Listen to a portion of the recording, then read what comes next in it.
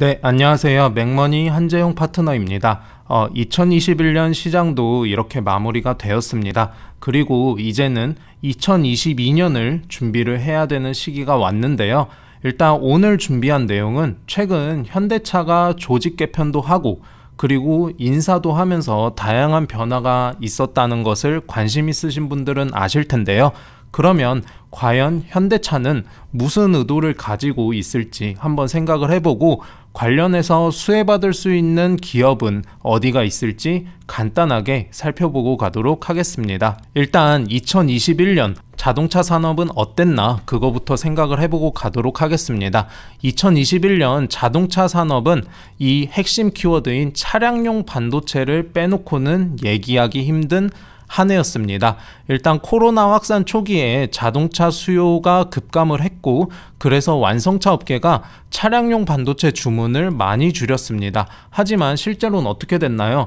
각종 경기 부양책이 실시가 되고 그리고 이 예상처럼 수요가 많이 줄지 않았습니다. 수요가 오히려 과거보다 늘어났죠.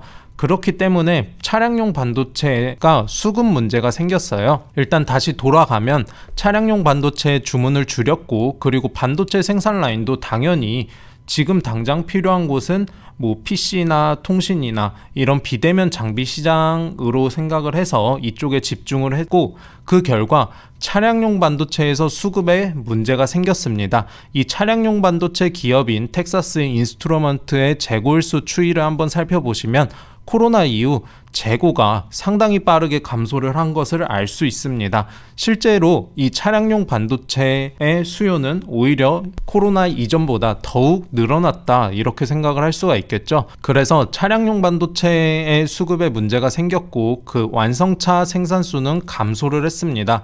그 결과 이 오른쪽 자료에 마나임 중고차 가격 지수를 한번 보시면 급등을 한 것을 알 수 있죠. 중고차 가격이 폭등하는 결과를 가져왔습니다. 그리고 이러한 현상은 앞으로도 조금 지속되지 않을까 그렇게 생각을 하는데요. 왜냐하면 현재 일반 차량 한 대에는 시스템 반도체가 약 200에서 300개가 소모가 됩니다. 근데 코로나 이후 그리고 지금 각종 환경 정책이나 정부의 정책에 따라서 미래차로의 전환이 상당히 빨라지고 있잖아요. 근데 이 미래차의 경우에는 차량용 반도체가 더욱 많이 소모가 됩니다. 레벨 3 이상의 자율주행 차에는 차량용 반도체가 한 2000개 이상 필요할 것으로 추측이 되고 있습니다. 그만큼 이 급증하는 시장에서 차량용 반도체가 더욱 많이 필요하다 보니 이 차량용 반도체의 수급 문제는 일시적인 것이 아니라 조금 해소되기 어려운 문제일 수도 있다. 그렇게 생각을 해보시면 되겠습니다. 그러면 2021년 현대차는 과연 어땠나 그거 한번 생각해보고 가도록 하겠습니다. 현대차에게는 조금 아쉬운 한 해가 되지 않았을까 그렇게 생각을 하는데요. 일단 10월 26일에 나온 장래사업 경영계획 정정신고 공시를 한번 살펴보면 현대차의 전략을 조금 더 뚜렷하게 알 수가 있는데요.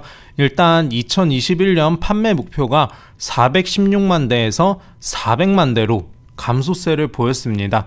이 이유는 차량용 반도체 수급난으로 판매 목표 수가 감소세를 보인 겁니다.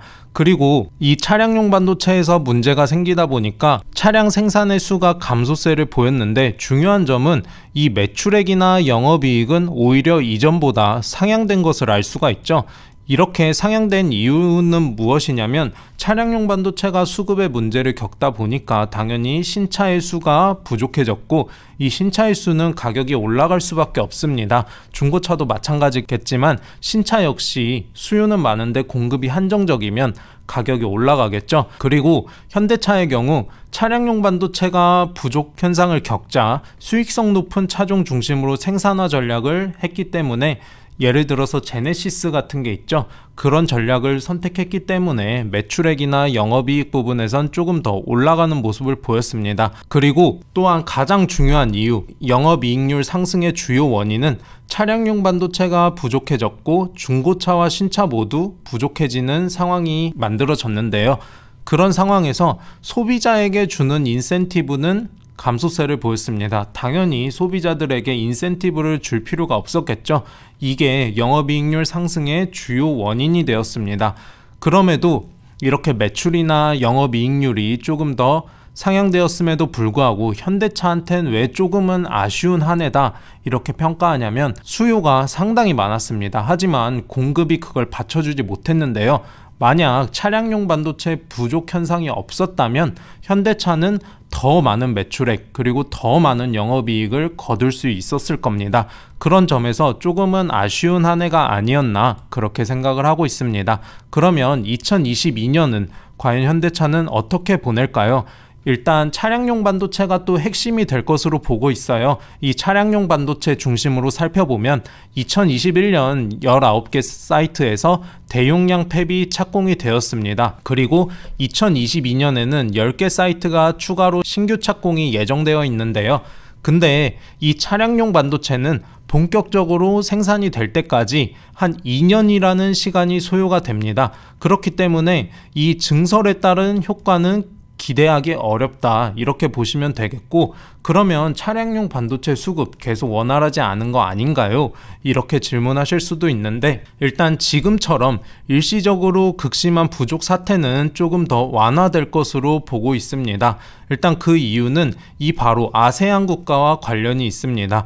일단 코로나가 재확산이 됐고, 코로나 재확산으로 인해서 아세안 주요 국가들의 국경이 봉쇄되었고, 그러면서 공장 가동이 중단되었습니다. 하지만 최근에 이러한 국경 봉쇄나 이런 게 다 완화가 되고 있잖아요. 그래서 이 PMI 역시 회복세를 보이고 있습니다. 이 PMI 추이를 보시면 모두 50 이상, 기준치 50 이상을 기록한 것을 알 수 있는데, 50 이상이면 확장 국면이라고 얘기하는 만큼 상당히 회복세를 가파르게 가져가고 있는데요. 그리고 특히 말레이시아의 경우 차량용 반도체 조립 공정의 20%를 차지하는 주요 국가입니다. 그래서 이러한 국가들에서 공장이 다시 돌아가는 만큼 일시적으로 극심한 부족 사태는 완화될 것으로 보고 있습니다. 2021년이 차량용 반도체 수급의 최악의 국면이었다면 2022년은 그래도 차악으로 나아갈 것이다, 그렇게 보고 있습니다. 그리고 현대차가 최근 들려준 소식 한번 살펴보고 가도록 하겠습니다. 현대차가 내연기관 조직을 축소한다는 소식을 전했습니다. 24일 자동차 업계에 따르면 현대차그룹은 지난 17일 연구개발본부 내 엔진개발센터를 없애는 조직 개편을 단행을 했는데요. 이렇게 내연기관 부서의 역할을 축소한 것은 미래차로 나아가려는 현대차의 의지를 엿볼 수가 있는 중요한 소식이었습니다. 그리고 다음 소식 하나 더 알아보고 가도록 하겠습니다. 현대차가 제네시스 수소차 개발을 중단했다는 소식인데요. 이 기사에서도 알 수 있는 것처럼 현대차가 제네시스 수소차 개발에 급브레이크를 걸었다, 이 소식인데, 현대차는 일단 조직 개편을 통해서 전기차의 힘을 조금 싣고 그리고 수소차에는 속도 조절에 나선 양상입니다. 일단 그동안 현대차의 이미지가 어땠냐면 수소차에 굉장히 집중한다는 평가를 많이 받았어요. 그래서 이번 이런 소식으로 인해서 전기차보다 수소차에 집중한다는 평가를 탈피하기 위한 노력이 엿보이고요. 그리고 이 수소차의 경우 승용차보다는 상용차에 더욱 집중할 것이라는 현대차의 의지를 엿볼 수가 있습니다. 왜냐하면 승용차의 경우 전기차의 수요가 굉장히 많을 것으로 전망을 하고 있어요. 근데 반면에 수소를 기반으로 한 승용차는 조금 아직 기술력에 문제가 있고, 기술력보다는 조금 상용화될 때 이익이 많이 남지 않는 그러한 문제점이 있기 때문에 이 수소차는 상용차에 집중을 하고, 그리고 전기차 기반의 승용차를 많이 생산한다, 이러한 전략을 가져갔다고 볼 수가 있습니다. 그러면 전기차 시장 한번 알아보고 가도록 하겠습니다. 전기차 시장의 성장은 당장은 수소차에 비해서 압도적인데요. 최근 제17차 혁신성장 빅3 추진회의에서 나온 전망에 따르면 수소차는 2022년 54,000대가 팔릴 것으로 예상이 되고, 전기차는 2022년 44만 6,000대가 팔릴 것으로 전망이 되고 있습니다. 전기차 시장이 상당히 압도적인 성장세를 보이고 있죠. 그리고 수소차에 대한 구체적인 전략이 나왔는데, 수소차의 경우 수소트럭 실증 사업을 거쳐서 본격적으로 보급을 추진할 것이고 수소광역버스 도입을 논의할 것이라고 합니다. 수소차의 이 적용 범위를 보면 트럭이나 광역버스, 앞서 말씀드린 것처럼 상용차 위주입니다. 여기 밑에도 써놨지만 승용차에는 당장 수소기술 적용이 어렵기에 승용차는 전기차 중심으로 미래차 시장은 성장할 것이다, 그렇게 전망을 하고 있습니다. 자, 그러면 전기차 시장이 상당히 이렇게 크게 성장세를 보일 텐데, 현대차 역시 전기차 시장에서 투자를 더욱 확대할 것으로 전망이 되고 있어요.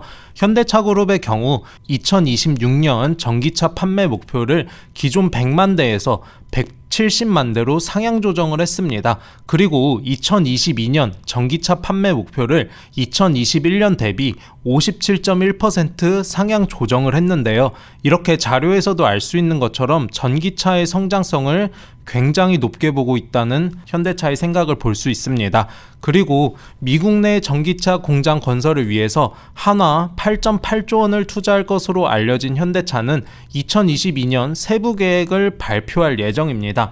이 소식도 체크해 두시면 좋을 것 같고, 이제 현대차가 이런 생각을 가지고 있다는 것은 대충 알아봤으니까 현대차는 과연 어떤 전략을 취해 갈지 한번 살펴보고 가도록 하겠습니다. 현대차의 이러한 최근 행보에서 보는 투자 아이디어 한번 살펴보면, 일단 수소차 시장을 한번 살펴보고 갈 필요가 있어요. 일단 수소차 시장은 우리나라가 꾸준하게 공급망의 중심이 될 것으로 전망을 하고 있는데요. 그 이유는 2022년 글로벌 수소차 판매가 9,400대 정도 됐습니다. 근데 그 중에서 한 5,800대 정도가 우리나라에서 팔렸어요. 여기도 보면 한국의 비중이 굉장히 높은 것을 알 수 있습니다. 그렇기 때문에 우리나라는 수소차 시장의 중심이 될 것으로 보고 있고, 또 하나 중요한 것은 정부가 강력하게 정책 지원을 해주고 있다는 겁니다. 이렇게 정부가 강력하게 정책 지원을 하면서 우리나라는 글로벌 수소차 시장의 공급망의 중심으로 앞으로도 계속 나아갈 것으로 보고 있어요. 그렇기 때문에 이러한 시장 환경입니다. 이러한 시장 환경이기 때문에 현대차는 수소 시장을 절대 포기할 수 없을 겁니다. 여기서 투자 아이디어 하나 얻어가시면 좋을 것 같고, 그러면 마지막으로 현대차 투자 아이디어 최종 정리 한번 해보도록 하겠습니다. 현대차는 수소차 시장에서 속도 조절에 조금 나선 모습입니다. 하지만 수소차 시장은 포기하지 못할 거다, 앞서 말씀드렸죠. 그래서 전기차랑 수소차 시장 모두 잡으려는 투트랙 전략을 가동할 것으로 예상을 하고 있어요. 하지만 관련주들 주가의 흐름이 상당히 중요하잖아요. 다만 단기적인 관점에서는 전기차 쪽 관련주를 보면 좋을 것 같고, 그리고 중장기적인 관점에서는 수소차 중심의 관점이 유리할 것으로 생각을 하고 있습니다. 또한 중요한 점은 이렇게 자동차 업계가 어쨌든 굉장히 증설도 많이 하고 그러고 있잖아요. 현대차 역시 이 미국 공장에서 증설을 할 것인데 모두 전동화에 힘을 쏟고 있습니다. 현대차의 이 8.8조 원이라는 엄청난 금액이 들어가는 미국 공장에서도 전동화 시스템이 사용될 것으로 예상을 하고 있는데요. 그러한 만큼 여기서도 관련주 하나 더 체크해 가시면 좋을 것 같습니다. 그러면 마지막으로 관련주 어떤 게 있나 간단하게 살펴보시면, 전기차 핵심 모듈을 공급하는 현대모비스, 그리고 자동화 설비를 공급하게 되는 현대위아, 이 두 가지를 관련주로 꼽을 수 있을 것 같습니다. 여기까지 제가 준비한 내용은 마무리되었고, 이렇게 기업의 최근 행보에서 조금 투자 아이디어를 얻어가면서 관련주들을 더욱 잘 소개하는 시간 앞으로도 계속 가져가도록 할 테니까 구독과 좋아요 눌러주시고 많은 시청 부탁드리겠습니다. 지금까지 영상 시청해주신 분들 모두 감사드립니다.